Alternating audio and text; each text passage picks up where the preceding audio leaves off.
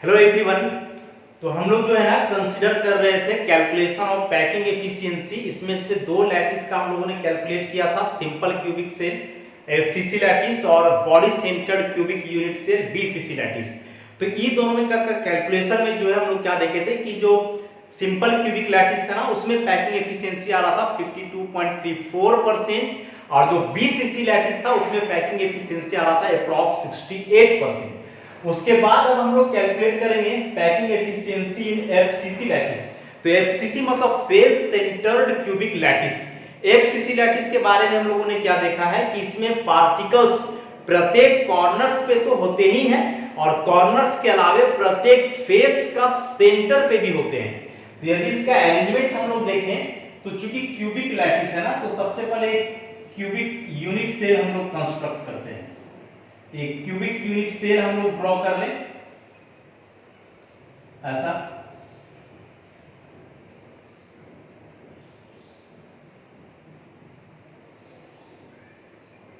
ऐसे देखो cubic unit cell है, पार्टिकल सभी कॉर्नर पे होंगे तो 8 कॉर्नर पे पार्टिकल दिखला दो ऐसा।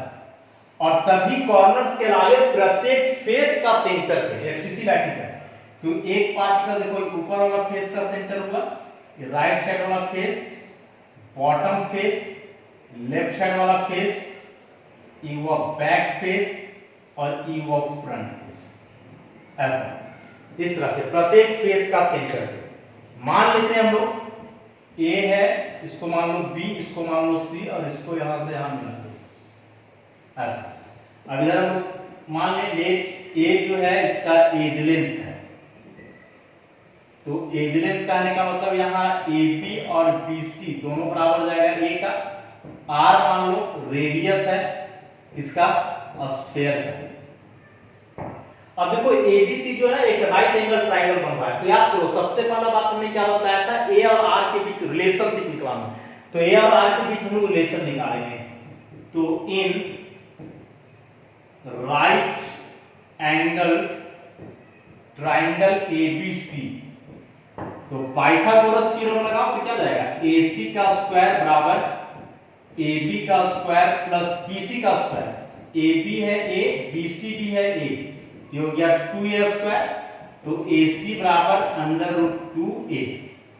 अब यहां से देखो AC का कैसा अरेंजमेंट है, तो याद करो एफसीसी लैटिस में मैंने क्या बताया था कि इसमें कॉर्नर पार्टिकल्स एक दूसरे को टच नहीं करते हैं। एफसीसी लैटिस में कॉर्नर पार्टिकल्स एक दूसरे को टच नहीं करते हैं, लेकिन सारे corner particles face centred particle को टच करते हैं। तो ए और सी को यदि देखोगे ना तो ए और सी कॉर्नर पार्टिकल है, ये दोनों कॉर्नर पार्टिकल आपस में टच नहीं करेगा, लेकिन ये दोनों के बीच जो फेस सेंटर में पार्टिकल है इसको टच करेगा ये दोनों पार्टिकल। मतलब ऐसे ए मान लो बीच में यहाँ फिर फेस सेंटर का पार्टिकल है और फिर यहाँ सी मान लो, देखो ऐसा ए हुआ ये सी हुआ। अब इसको यहां से यहां पूरा मिला हुआ है, तो देखो यहां से यहां तक इसका रेडियस हुआ r, फिर यहां से यहां इसका रेडियस r, फिर यहां से यहां r और फिर यहां से यहां r। तो AC बराबर हम लोग देखेंगे तो टोटल क्या आ रहा है 4r। अब देखो AC AC मिल रहा है, दोनों को इक्वेट करो तो √2A बराबर 4r, तो A बराबर 4√2r। तो A का वैल्यू हम लोग का इतना आ गया 4√2r। अब इसका निकालो वॉल्यूम, तो volume of unit cell, volume of the unit cell क्या फॉर्मूला होता है AQ, तो 4/√3 सॉरी √2 है, तो 4/√2 r का होल क्यूब। 4 का क्यूब कितना हो गया 64 r क्यूब और √2 का क्यूब कितना हुआ 2√2 ऐसा। इसको यहां देखोगे काट दो, ये हो गया 32/√2 r क्यूब।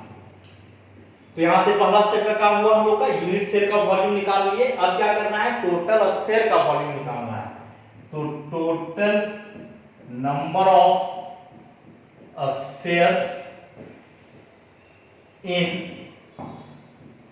एफसीसी लैटिस कैसे कैसे पार्टिकल है, तो सभी कॉर्नर पे, तो 8 कॉर्नर्स, और कॉर्नर्स पार्टिकल का कंट्रीब्यूशन 1/8 प्लस सब फेस पे, तो फेस टोटल होता है 6 और फेस सेंटर पार्टिकल का कंट्रीब्यूशन 1/2।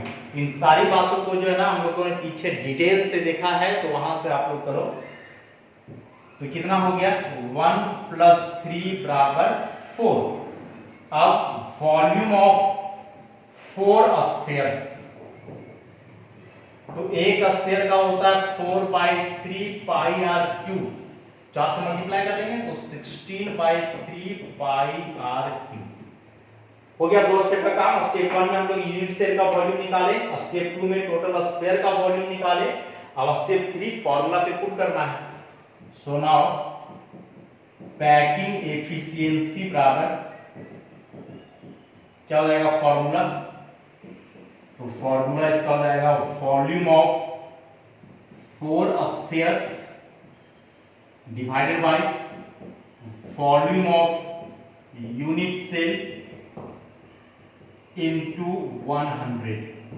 तो देखो 4 स्फीयर का वॉल्यूम कितना आया, 16/3 πr³ और यूनिट सेल का वॉल्यूम कितना है, तो 32/√2 r³ × 100। r³ कट गया, तो 16/3 × 3.14, इसको उलट दो तो ये √2 ऊपर चला जाएगा, 32 आ जाएगा नीचे × 100। ये 2 बार में कट जाएगा। ये पूरा सॉल्व करोगे ना, तो सॉल्व करने के बाद अप्रॉक्स 74% आएगा ऐसा। तो FCC लैटिस में जो पैकिंग एफिशिएंसी है वह कितना होगा, 74%। मतलब FCC लैटिस में यदि पार्टिकल्स अरेंज्ड हैं तो टोटल अवेलेबल स्पेस का 74% स्पेस पार्टिकल्स ऑक्यूपाइड कर रहे हैं, बाकी स्पेस अनऑक्यूपाइड है। तो को पूछे कि अनऑक्यूपाइड स्पेस कितना, तो उसको 100 में माइनस कर देंगे हम लोग। 100 - 74% कितना आ जाएगा, 26%। तो FCC लैटिस में ऑक्यूपाइड स्पेस 74%, अनऑक्यूपाइड स्पेस 26%, जिसको हम लोग वॉइड भी बोलते हैं, जो खाली जगह बच जाता है। फ्रैक्शन पूछे कि पैकिंग फ्रैक्शन क्या होता है, तो क्या होता है, परसेंटेज को 100 से डिवाइड करते हैं, तो 74/100 मतलब 0.74 पैकिंग फ्रैक्शन, और पैकिंग एफिशिएंसी कितना हुआ, 74%। तो वो लंबा कैलकुलेशन दे करके ना इसको छोड़ दोगे तो काम नहीं होगा, एकदम आसान सा है। ए और आर के बीच रिलेशन निकालो, a³ कर दो, यूनिट सेल का वॉल्यूम निकला, टोटल नंबर ऑफ स्फीयर निकालो, उसका वॉल्यूम निकाल दो, तो टोटल स्फीयर का वॉल्यूम निकल गया, लास्ट में फार्मूला पे पुट करो। इसमें से सारा कैलकुलेशन तो मैक्सिमम पीछे किया ही हुआ है, ए और आर के बीच रिलेशन पहले निकल चुका है, लैटिस में कितना टोटल स्फीयर होता है ये भी हम लोग पहले कैलकुलेट किए हैं, तो वही सब मिला जुला करके है, लास्ट में इसमें फार्मूला में हम लोग पुट कर देंगे तो निकल जाएगा इसका पैकिंग एफिशिएंसी। देखो अगला जो हम लोग का है calculation of packing efficiency SCP lattice hexagonal close packing. Hexagonal close packing के बारे में पीछे हम लोग डिस्कस किए हैं, किस प्रकार का एलिमेंट होता है ना, सबसे पहले हम उसका यूनिट सेल बनाएंगे। Unit cell hexagonal close packing का कैसे बनेगा जरा उसको ध्यान से देखो।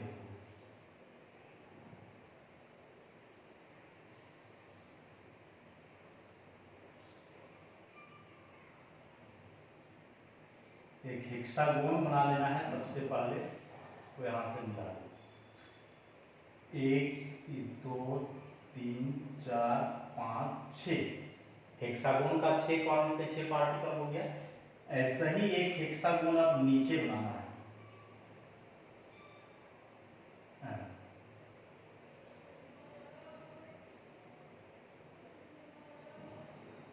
इस तरह से।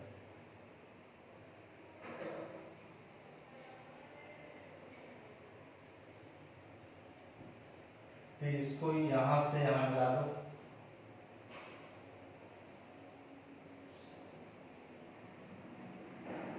ऐसा।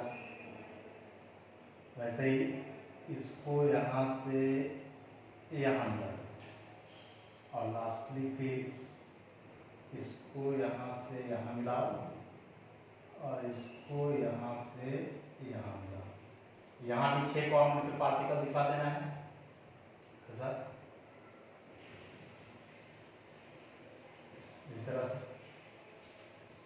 तो यह जो एक हेक्सागोन बना, कॉर्नर पे पार्टिकल हम लोग दिखलाए हैं, एक देखो ये ऊपर का फेस है, तो एक ऊपर का फेस पे पार्टिकल दिख रहा है ऐसा, एक ही नीचे का फेस है तो एक पार्टिकल को हम लोग यहाँ दिखलाएंगे। अब 3 पार्टिकल इसमें बॉडी में होता है, एक पार्टिकल हम लोग यहाँ दिखलाएंगे, दूसरा पार्टिकल, एक ही तीसरा पार्टिकल। याद करो इसका जब लैटिस बता रहे थे एलिमेंट पीछे हम लोग एससीपी लैटिस का, तो कुछ इस प्रकार से एलिमेंट बताए थे कि एक स्फीयर बीच में 6 इसको घेरता है ऐसा, फिर बीच में 3 स्फीयर और फिर ऐसा ही 6, इस तरह का एलिमेंट होता है ऐसा। तो वैसे ही एलिमेंट यहाँ है, देखो बीच में एक पार्टिकल, फिर 6, 1 2 3 4 5 6, वैसे ही फिर यहाँ 6 पार्टिकल और बीच में 1 2 3 पार्टिकल। तो यही एलिमेंट होता है किसमें, हेक्सागोनल क्लोज पैकिंग में। तो उसी एलिमेंट को यहाँ हम लोग बनाए हैं। यहाँ से यहाँ इसका साइड हुआ एज, तो ये मान लो कि a के बराबर है ऐसा। अब हम लोग क्या करेंगे इसमें, मान लेट a बराबर एज लेंथ, r हुआ radius of unit cell, sorry radius of sphere ऐसा। अब जरा यहां से देखो कि जो वॉल्यूम होता है, वॉल्यूम ऑफ ए हेक्सागोन, तो हेक्सागोन के वॉल्यूम का फॉर्मूला क्या होता है। इसके पहले जितना भी यूनिट सेल हम लोगों ने बनाया है ना, सब यूनिट सेल क्यूब टाइप का था। तो क्यूब का वॉल्यूम सिंपल साइड का क्यूब तो निकल जा रहा था एक क्यूब से। यहाँ जो यूनिट सेल है ना वह क्यूब नहीं है बल्कि हेक्सागोन है। तो एक हेक्सागोन का वॉल्यूम क्या होता है, तो volume of a hexagon equal to base area into height, इसको मान लो 1। बेस एरिया हाइट क्या है, तो देखो ई पूरा इसका हुआ बेस और हाइट यहां से यहां तक इसका हाइट मान लो ऐसा। तो हम लोग को क्या करना है कि बेस एरिया और हाइट निकालना है। तो बेस एरिया और हाइट निकालेंगे तो यहां से इसका निकल जाएगा वॉल्यूम।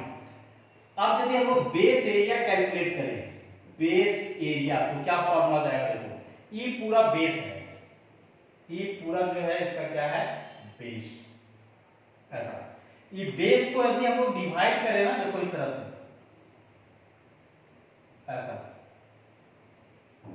इस प्रकार से, तो टोटल 6 इक्विलैटरल ट्रायंगल बन रहा है, 1 2 3 4 5 6 ऐसा। तो ये जो इसका बेस है वह बेस हेक्सागोन टाइप का है, इसको डिवाइड करेंगे तो 6 इक्विलैटरल ट्रायंगल बनेगा। तो यदि इस 6 इक्विलैटरल ट्रायंगल का एरिया निकाल दें तो वही एरिया हो जाएगा इसका बेस एरिया। तो बेस एरिया बराबर हम लिख सकते हैं 6 इंटू √3/4 a स्क्वायर। ये √3/4 a स्क्वायर होता है इक्विलैटरल ट्रायंगल का एरिया। तो वही हम लोग कर दिया, टोटल 6 इक्विलैटरल ट्रायंगल था तो 6 से मल्टीप्लाई कर दिए। अब जरा यहां से देखो a और r के बीच क्या रिलेशन है, तो e हुआ a, अभी जो दोनों कॉर्नर पार्टिकल ये दोनों तो एक दूसरे को टच करेगा ना ऐसा। तो यहां से यहां a और ये r और ये पूरा लेंथ a के बराबर है, तो a बराबर क्या हो जाएगा 2r हो जाएगा। तो यहां से हम लिख सकते हैं 6√3/4 इंटू 2r का स्क्वायर, तो जाएगा 6√3/4 इंटू 4r स्क्वायर, 4 4 कट जाएगा तो 6√3r स्क्वायर ऐसा। इस तरह से हम लोग का आ गया इसका बेस एरिया। अब इसका निकालना हाइट, इसको मान लो 2, हाइट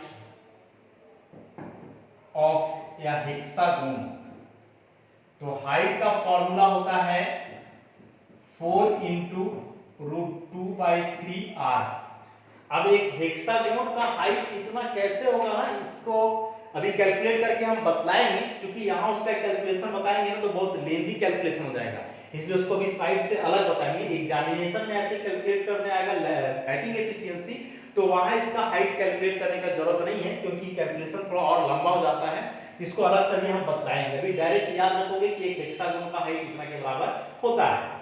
इसको मान लो 3, अब 1 2 और 3 को कंबाइन करो तो फ्रॉम 1 2 and 3 वी हैव, तो क्या हो जाएगा, volume of the hexagonal, volume of the hexagonal unit cell, base area into height, तो बेस एरिया आया इतना 6√3r² इंटू हाइट इसका इतना है 4√2, ये √2/3 को अलग करके लिख देते हैं, √2 अलग और √3 अलग r। अब देखो √3 कट जाएगा, 6 4 जा होगा 24 √2 r² और r क्या हो गया r³।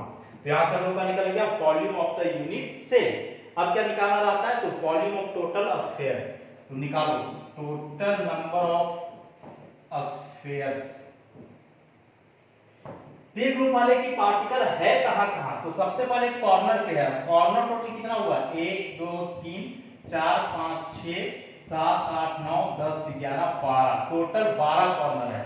तो 12 इंटू कॉर्नर पार्टिकल का कंट्रीब्यूशन यहाँ कितना होगा, तो देखो इसके पहले जो हम लोगों ने पढ़ा है क्यूबिक यूनिट सेल, तो क्यूबिक यूनिट सेल में टोटल 8 कॉर्नर था, इसलिए कॉर्नर पार्टिकल का कंट्रीब्यूशन 1/8। यहाँ चूंकि हेक्सागोन बनता है, एक हेक्सागोन में होता है 6 कॉर्नर, तो यहाँ कॉर्नर पार्टिकल का कंट्रीब्यूशन 1/6। क्यूब में 8 कॉर्नर, तो कंट्रीब्यूशन हुआ 1/8। हेक्सागोन में 6 कॉर्नर, इसलिए कंट्रीब्यूशन 1/6। दोनों मिला करके 12 कॉर्नर है, तो यहां हम लोग 1/6 से कर दिए, ये हुआ corner particle. Plus face centre, तो देखो एक नीचे वाला फेस में है, एक ऊपर वाला फेस में, तो टोटल फेस हुआ 2, और फेस सेंटर का कंट्रीब्यूशन यहां भी उतना ही हो जाएगा 1/2 ऐसा। प्लस बॉडी सेंटर, तो देखो ये तीनों जो है ना पूरा का पूरा बॉडी के अंदर ही है, तो 3 और बॉडी सेंटर का कंट्रीब्यूशन पूरा 1 के बराबर होता है।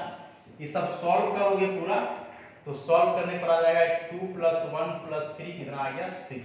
तो यहां से भी एक बड़ा इंपॉर्टेंट क्वेश्चन है कि एचसीपी लैटिस में पर यूनिट सेल कितने पार्टिकल्स होते हैं, तो याद रखोगे कि एचसीपी यूनिट सेल में एचसीपी लैटिस में per unit cell total particles कितने होते हैं 6 पार्टिकल, 12 पार्टिकल्स कॉर्नर पे, तो कंट्रीब्यूशन 1/6, 2 फेस में कंट्रीब्यूशन 1/2 और 3 बॉडी में जिसका कंट्रीब्यूशन पूरा 1 के बराबर, तो कैलकुलेट करने पे कितना आ गया 6।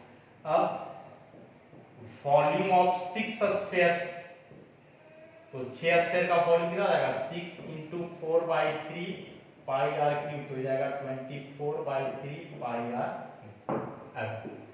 तो 2 स्टेप का काम हुआ, यूनिट सेल का वॉल्यूम निकाले, स्फीयर का वॉल्यूम निकाले।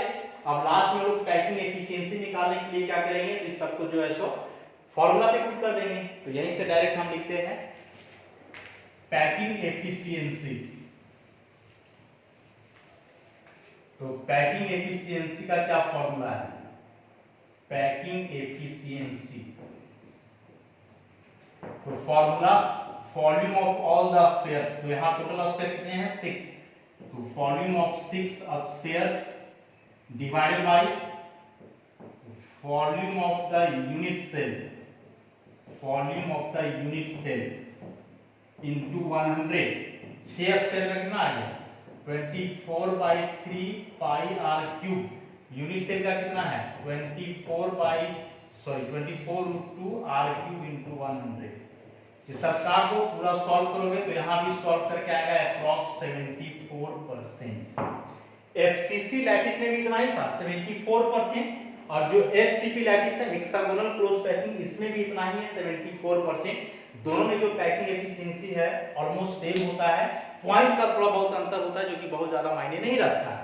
तो देखो क्वेश्चन कई तरीके से आएगा, या तो कैलकुलेशन आ जाएगा, रेयरली नहीं आता है कैलकुलेशन।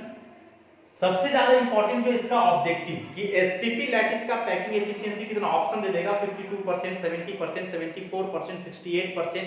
तो डायरेक्ट आप याद रखो ना, सिंपल क्यूबिक में कितना था 52.34%, बीसीसी में कितना था 68%, एफसीसी में कितना हुआ 74%, और फिर यहाँ एचसीपी में भी कितना हुआ 74%।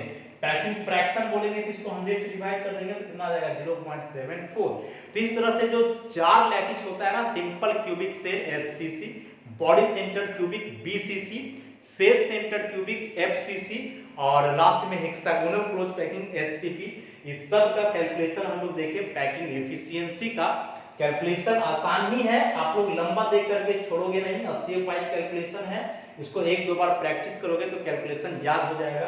अब एक काम हम लोग को यहाँ करना था, इसका हाइट जो लिखे थे अभी हम लोग 4 × √2/3r, वह हाइट इतना कैसे आया उसी को साइड से भी हम कैलकुलेट करेंगे। तो अब जो है ना हम लोग देखेंगे calculation of height of the hexagonal unit cell. देखो ये जो है पूरा हेक्सागोनल यूनिट सेल है, पार्टिकल्स का अरेंजमेंट कैसे होता है बता दिया है मैंने कि कॉर्नर पे पार्टिकल, यहाँ भी कॉर्नर पे पार्टिकल, ये 2 पार्टिकल फेस पे है ऊपर नीचे, 3 पार्टिकल जो है इसका बॉडी सेंटर में है, यहाँ से यहाँ जो है कहलाएगा इसका हाइट। इसमें से 3 लेयर हम लोग मान लिए हैं, ये है लेयर ए, फिर ये हुआ लेयर बी, और चूंकि फिर यह जो लेयर है इसका अरेंजमेंट इसी के जैसा है इसको भी बोलेंगे ए। तो ए बी टाइप का अरेंजमेंट होता था हेक्सागोनल अप्रोच पैकिंग का, जिसको पहले भी हम लोग देखें। मान लेते हैं कि a जो है इसका एज लेंथ है, h height of the unit cell, r radius of sphere. अब यहाँ क्या बोल रहा है ना कि here the central sphere of the first layer A lies exactly over the void of second layer B। देखो ये जो सेकेंड लेयर B में जो 3 स्फीयर है ना, इसका अरेंजमेंट कुछ इस प्रकार से है, देखो ऐसा, इस तरह से 3 स्फीयर अरेंज है, तो इसके बीच में जो खाली जगह बन रहा है ना, जिसको हम लोग क्या बोल रहे हैं वॉइड, खाली जगह को हम लोग क्या बोलते हैं वॉइड बोलते हैं। तो बी लेयर का 3 स्फीयर है और इसके बीच में हम लोग का बना वॉइड। तो क्या बोल रहा है कि जो फर्स्ट लेयर का जो सेंट्रल स्फीयर है बीच वाला, यह स्फीयर ये जो वॉइड बन रहा है ना इसके जस्ट ऊपर है, ऐसा मतलब ये जो स्फीयर है जस्ट इसके ऊपर इस प्रकार से है, वैसे यहाँ ये जो स्फीयर है वो इसके नीचे हो जाएगा ऐसा। इसी को देखोगे तो हम लोग अलग करके बनाए, देखो ये जो 1 2 3 स्फीयर है बी लेयर का, ये तीनों ऐसे अरेंज रहता है 1 2 3, इस तरह से इक्विलैटरल ट्रायंगल का देखो ऐसा अरेंजमेंट है, वैसे ही हम लोग यहाँ बना दिए हैं। और ये तीनों स्फीयर के बीच यहाँ जो खाली जगह बनेगा, इस खाली जगह को हम लोग बोलेंगे वॉइड, और इसी वॉइड के जस्ट ऊपर स्फीयर है, देखो पहला लेयर का सेंट्रल स्फीयर, उसी प्रकार से जो नीचे वाला लेयर है उसका भी सेंट्रल स्फीयर इसी के नीचे होगा, देखो ए लेयर का ये वाला स्फीयर। तो इसी फिगर को अलग काट करके बनाया है।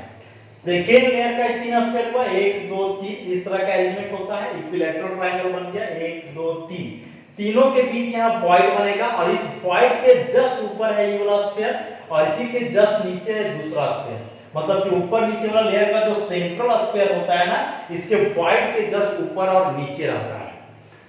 पूरा जो है यहाँ से यहाँ तक लेकर के इसका हाइट हो गया, देखो यहाँ से लेकर के यहाँ तक इसका हाइट है, इसी को हम लोग हाइट मान रहे हैं, यहाँ से यहाँ तक लेकर के हाइट। तो वही लिखे हम लोग कि the central sphere of the first layer A lies exactly over the void of second layer B, कि जो सेकंड लेयर बी का जो वॉइड है उसके ठीक ऊपर लाई करता है फर्स्ट लेयर ए का जो सेंट्रल स्फीयर है, ई वाला sphere. Also the central sphere and the spheres of the second layer touch each other।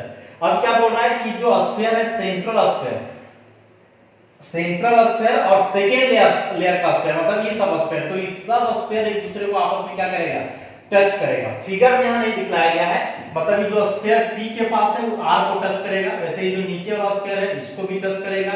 तो ये जो ऊपर नीचे जो सेंट्रल स्फीयर है वह कॉर्नर वाला जो 3 स्फीयर है ना सेकेंड लेयर का, इस सारे स्फीयर को एक दूसरे को टच करता है। अरेंजमेंट में पीछे हम लोग इसको ऑलरेडी देख चुके हैं, यहाँ वैसे दिखाना पॉसिबल नहीं है, बस बात को समझना है, उसी के आधार पर आगे हम लोग कैलकुलेशन करने वाले हैं। तो यहाँ से हम लोग क्या लिखेंगे जरा देखोगे कि P और R, देखो ये दोनों स्फीयर एक दूसरे को टच कर रहा है, मतलब ऐसे E यहाँ P और E यहाँ R, ऐसा P R, तो यहां से यहां इसका रेडियस, यहां से यहां इसका रेडियस, तो पी आर बराबर देखेंगे तो क्या जाएगा 2r, मतलब 2 into रेडियस। इसी में हम लोग क्या किए हैं ना कि ये तो पॉइंट P था, इसको मान लिए Q, इसको मान लिए R, P को R से मिला दिया और फिर यहाँ जो Q है उसको भी R से मिला दिए, तो PQR जो है एक इक्विलैटरल ट्रायंगल बनेगा, जिसमें से एंगल ये सब कितना होगा 60 डिग्री। इक्विलैटरल ट्रायंगल का एंगल 60 डिग्री होता है, 60 डिग्री, ये वाला भी 60 डिग्री, ये वाला भी 60 डिग्री, तो तीनों इंटरनल एंगल मिलाकर के हो जाएगा 180 डिग्री, जो कि एक ट्रायंगल में होता है। अब हम लोग को क्या करना है कि यहां से एक टेंजेंट ड्रॉ करना है। देखो Q से एक टेंजेंट ड्रॉ करेंगे, इस तरफ हम लोग यहां ऐसा, और एक टेंजेंट इधर भी बना सकते हैं, यहां भी ले सकते थे, एक ही तरफ लेंगे, इसको मान लो S। तो अब जरा देखोगे ना तो देखो ये QR और S ये भी एक ट्रायंगल बन रहा है ऐसा। तो ये इन ट्रायंगल QRS, तो QRS में बोल रहा है कि जो एंगल QRS है वो 30 डिग्री होगा, ये वाला एंगल। देखो ये पूरा एंगल जो होता है वो हम लोग का होता है कितना, यहां से यहां तक 60 डिग्री। ये देखोगे तो इसका आधा बट गया है, हम लोग टेंजेंट ड्रॉ किए हैं, तो ये वाला एंगल इसका ना हाफ बट गया है, आधा। तो जब आधा में बढ़ जाएगा तो उसका एंगल कितना हो जाएगा, 30 डिग्री। टोटल 60 डिग्री है, इसको दो भाग में बांट दिया तो एक एंगल हो जाएगा 30 डिग्री। तो एंगल QRS 30 डिग्री हो गया, और ये SR यहां से यहां, तो ये SR का वैल्यू हो जाएगा R के बराबर, मतलब ये जो है इसका क्या हो गया, रेडियस। तो cos 30 डिग्री बराबर हम लोग यदि निकालेंगे तो क्या हो जाएगा, SR/QR, SR/QR। cos का जो फॉर्मूला होता है उस फॉर्मूला के आधार पे इसको हम लोग निकालेंगे, बेस बाई हाइपोटेनस करके। तो बेस इसका SR हो गया, हाइपोटेनस इसका QR हो गया। ऐसे यहां वाला एंगल जो है सामने वाला, इस एंगल को हम लोग 30 डिग्री, ये भी 30 डिग्री होगा, इसको भी 30 डिग्री हम लोग बोल सकते हैं। तो इस सामने वाला एंगल जो है इसका हाइपोटेनस हो गया।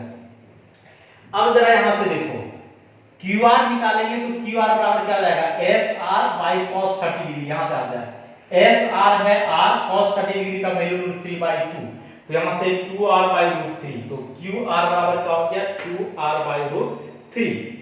अब बोल रहा है कि यदि हम लोग को PQ निकालना हो, कौन सा, PQ, ये वाला यदि निकालना हो तो PQ बराबर क्या हो जाएगा, √PR का स्क्वायर माइनस QR स्क्वायर। देखो ये PR square minus QR square, ऐसे PR का वैल्यू हम लोग देखो यहां लिखे हैं 2R, तो 2R का होल स्क्वायर हो जाएगा माइनस QR, तो QR का वैल्यू देखो यहां से निकालें 2R/√3 ऐसा।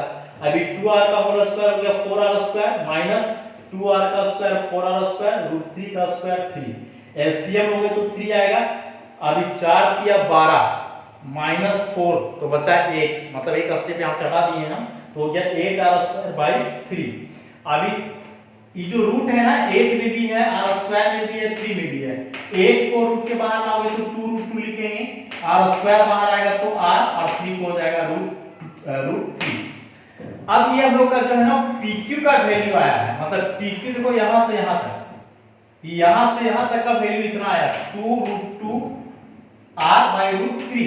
अब हम लोग को निकालना हाइट, तो हाइट तो यहां से लेकर के यहां तक पूरा है ना, तो यहां से यहां PQ, तो यहां से यहां भी वही हाइट होगा, मतलब जो हाइट है वह PQ का दोगुना है, तो हाइट बराबर 2 टाइम्स PQ। अब PQ का वैल्यू इतना आया, इसको 2 से मल्टीप्लाई कर दो, तो 2 2 जा 4 और ये हो गया √2/3R। तो इस तरह से इसका हाइट निकल गया।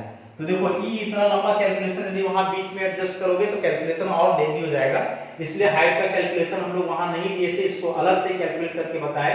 इंपॉर्टेंट बहुत ज्यादा नहीं है, एग्जामिनेशन में आता नहीं, बस समझना था कि एक हेक्सागोन का हाइट हम लोग कैसे कैलकुलेट करते हैं। बहुत सारा प्रॉपर्टीज में ट्रायंगल वगैरह का यूज हुआ है, जो नहीं याद हो तो थोड़ा समझने में परेशानी होगा, तो खैर उन सब बातों में हम लोग को नहीं जाना है, बस पैकिंग एफिशिएंसी कैलकुलेट करना था, और उसी दरमियान बीच में आया हाइट, और इसी हाइट को जो है हम लोग कैलकुलेट किए। तो इस तरह से हाइट आ गया किसका, हेक्सागोनल यूनिट सेल। तो इस तरह से जो है ना हम लोग जितना भी कैलकुलेशन था पैकिंग एफिशिएंसी से रिलेटेड सारे कैलकुलेशंस को हम लोगों ने कंसीडर किया है। ऑब्जेक्टिव क्वेश्चन बनते हैं या फिर कॉम्पिटिटिव एग्जाम में जो है ना क्वेश्चन कई बार आया हेक्सागोनल क्लोज पैकिंग का, आप आईआईटी या मेडिकल का यदि सब्जेक्टिव एग्जामिनेशन लिखते हो तो वहां पैकिंग एफिशिएंसी का कैलकुलेशन 100% फिक्स्ड है, जनरली हेक्सागोनल क्लोज पैकिंग का ही आता है, उस दरमियान आपको हाइट कैलकुलेट करके वहां दिखलाना होगा। तो इस तरह से हम लोग इस टॉपिक को एंड करेंगे, नेक्स्ट क्लास में हम लोग जो है इसको आगे प्रोसीड करते हैं। धन्यवाद।